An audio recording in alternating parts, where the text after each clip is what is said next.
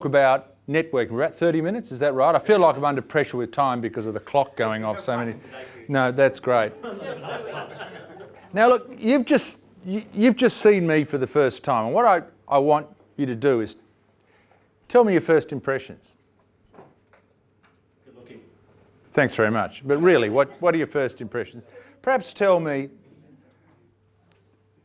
am I conservative or progressive? Would I vote left or right?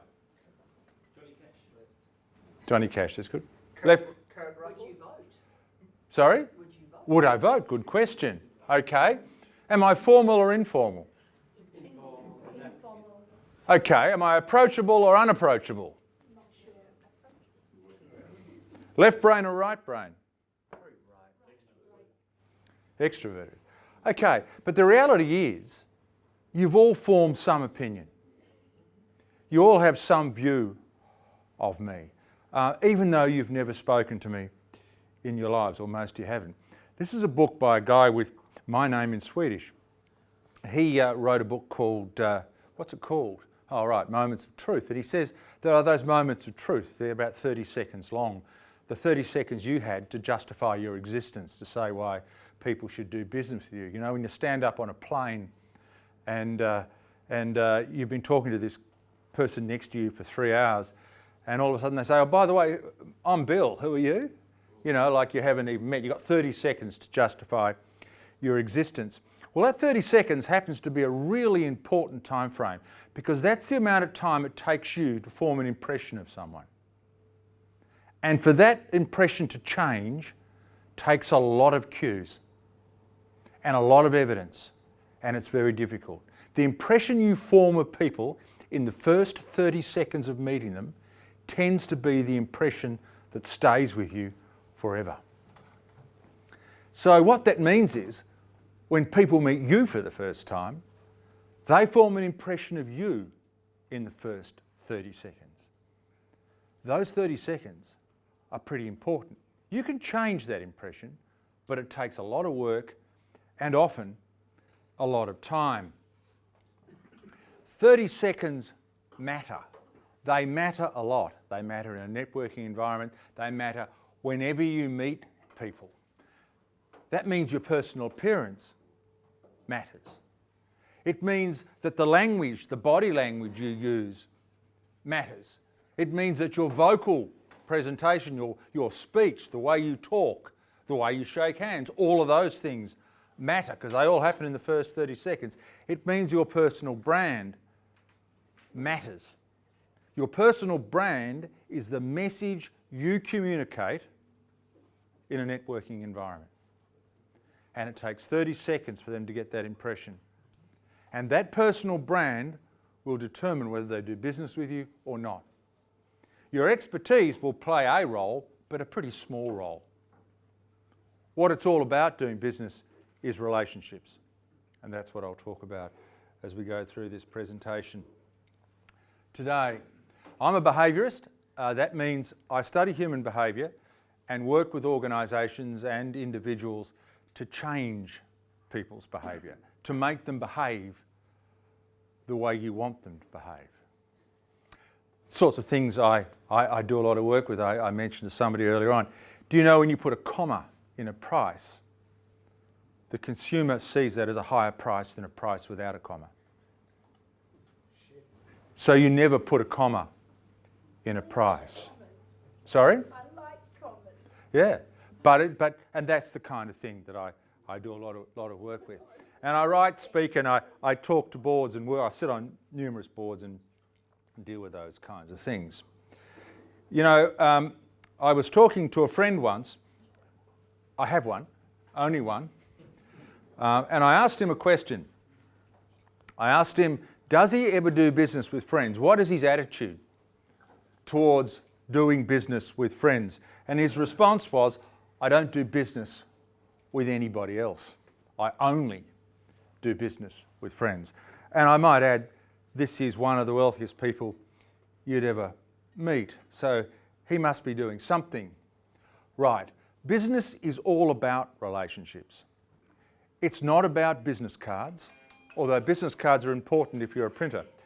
But it's not about business cards. It's not about the number of faces you recognise. It's not about the number of people whose hands you shake at a function or event.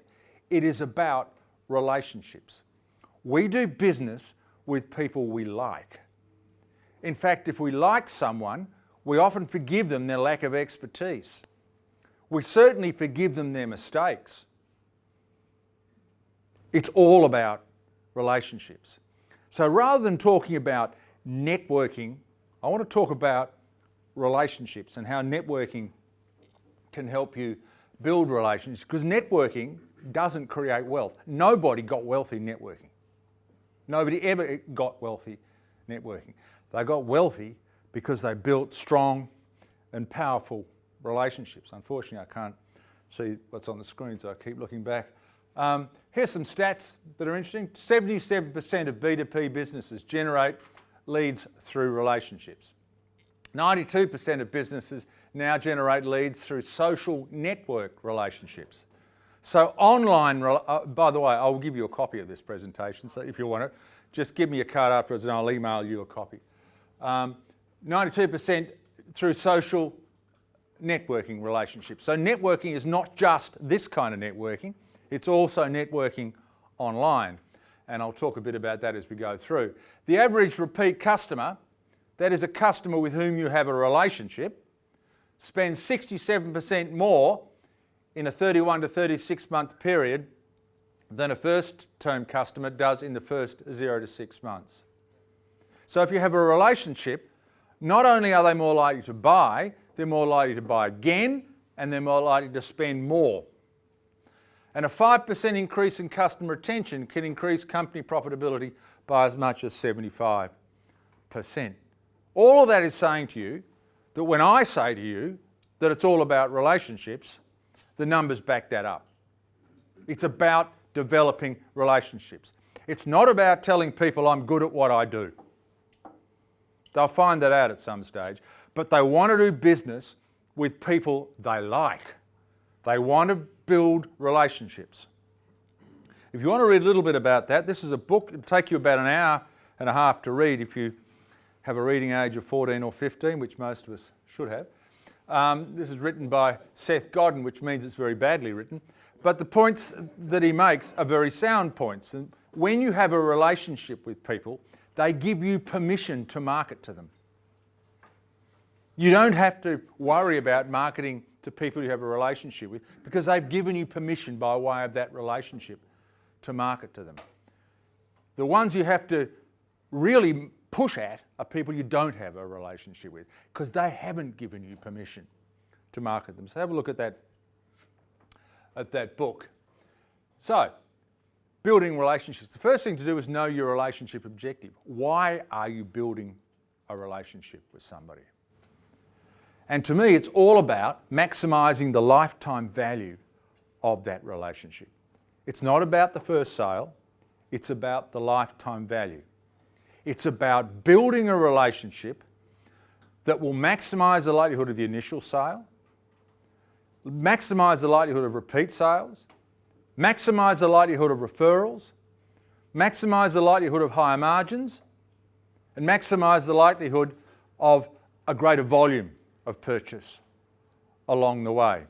You've got to start thinking about people in terms of lifetime value, not in terms of transaction value. Transaction value is a very shallow way to look at a client, and it's a very expensive way to look at a client. If you look at a relationship as being something which can generate business for a long period of time and referrals for a long period of time, it's a much more effective way to do business. And if you want to read a little bit more about lifetime value, and I'd recommend you do because it is a really important concept, that's not a bad book. Again, that won't take you long to read. It's a bit better written than the other one, but it won't take you that long to read. And when I send you a copy of this presentation, you can get the details of that book because I, for the life of me, can't read it now. Okay, so what are the requirements of a relationship? You think about the relationships you've got. All of them are built on trust. We don't do business, we don't build relationships, whether they be friendships or otherwise, with people we don't trust. There needs to be trust. There needs to be understanding. I need to understand what you're all about, and you need to understand what I'm all about. There can't be a relationship till that is there. There needs to be a common set of values. We need to believe in the same things, or pretty much in the same things. It is interesting how people who vote the same tend to congregate together. It is interesting how people with similar religious backgrounds tend to congregate together. It's because we look for people with common values. Now that doesn't mean we necessarily have to vote the same way or have to have the same religion. But if we have common values, if we essentially believe in the same things, there's a much greater likelihood we'll build a relationship. So when you meet somebody and you think there's a connection there because we fundamentally believe in the same things, there's a much greater likelihood you better build a relationship with that person. And finally, there needs to be communication. Relationships don't happen with the swapping of business cards because there is no communication there. The business card goes in the pocket, and when it gets back to the office, it either goes in a business card holder or in the circular filing cabinet. In my case, it goes in the circular filing cabinet. And that is the case for many people. Mind you, that's sometimes after I put it in my database, depending on who the person was. But you've got to set up a communication. Identifying your audience. You know, it's a really interesting thing to me that people think, hey, there's an event there, I better go to that event, I'll do some networking. But what they don't first think is anybody at that organisation, that event, likely to ever do business with me?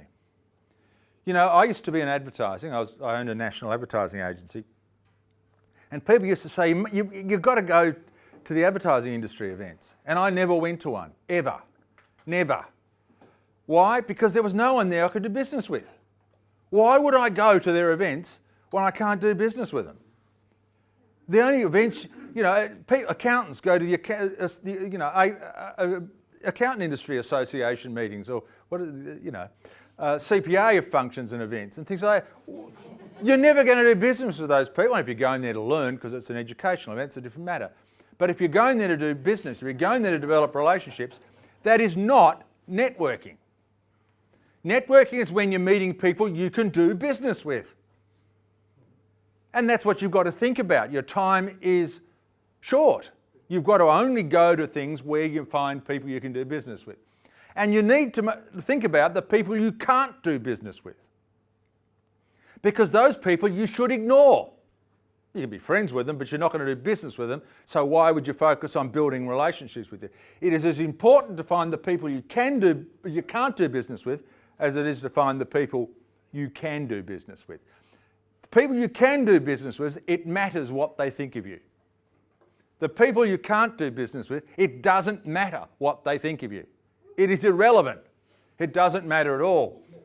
And then you've got to understand your audience better than anybody. The winner in any consumer marketing game is the one that understands the audience better than anyone. It's not the person that understands their product. It's not the person who understands their industry. It's not the person that understands trends. It's the person that understands their audience. Because if you understand your audience, you know what their needs and wants are. You know what their aspirations are. You know what their values are. You know what they want, and you can engage with it. That's where strength comes from. That's why I focus on consumer behaviour. Because if you understand consumer behaviour, you will become a great marketer. If you don't understand consumer behaviour, if you focus on your product or clever advertising jingles or whatever, then you will never excel. It's all about the customer. And just to emphasise that point, this is a book well worth reading. Peter Thiel was actually the guy that started PayPal. He was later joined by Elon Musk. Peter Thiel is one of the most unpleasant people I've ever seen on give a speech, but it's a very clever book. And one of the points he makes is, you want the smallest possible market and you want to own that market. Don't go after everybody. Find a market that's as small as possible, understand those people as well as possible, and develop the best possible relationships with them. It's not about going to every event. It's not about going to everything that's out there and spreading the word, because you're not going to succeed. You don't have the time, you don't have the energy, you don't have the headspace. But if you find this market where you know these people so well, you know that what you're selling will appeal to them, you know that they'll engage with it, then that's where you focus your attention.